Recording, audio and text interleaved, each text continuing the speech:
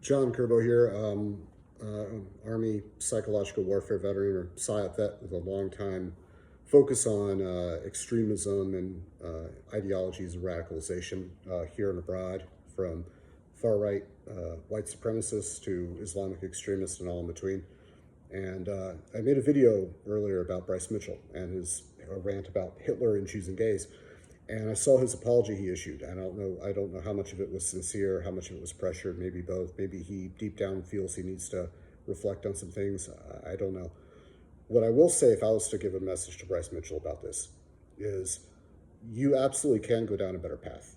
It need not involve embracing, like the far left or compromising any of your core values. It doesn't mean being any less of a patriot. In fact, this would make you more of one. What it would involve is going down a journey of self-examination and realizing that there are a lot of ways people get hooked into these ideological beliefs, into these systems. There's platitudes of truth that people see about Hitler was beloved by his people. He was democratically elected before he became a dictator, obviously.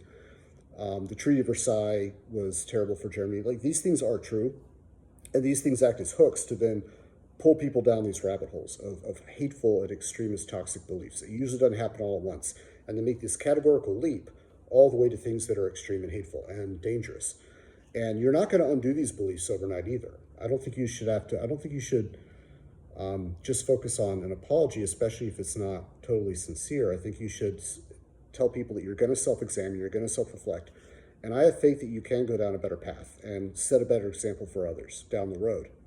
And I would have a lot of respect for you if you did. And I know people, some of them quite well, people that are some of the foremost experts in radicalization because they've been Islamic extremists or former neo-Nazis, and they've disengaged from those beliefs and have devoted their lives to helping people disengage from these ideas.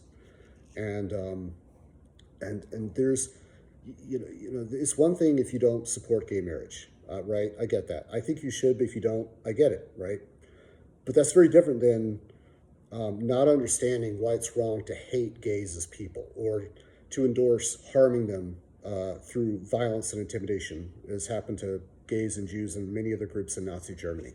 And just sitting down with people who've been victims of hate today and having a conversation, building that empathy, that can do a lot to get people to really think and expand their empathy circle and realize why these beliefs and these dictatorships are so insidious, why regimes like Hitler and regimes on, you could call it the left, for Stalin or Mao, any of these, they were fundamentally dehumanizing to millions of people. And the value and worth of the human person, that human dignity, has to be the starting point of our core convictions of what we believe. And I've known people that have disengaged from these things, and I believe you can too. I think you can go down a better path.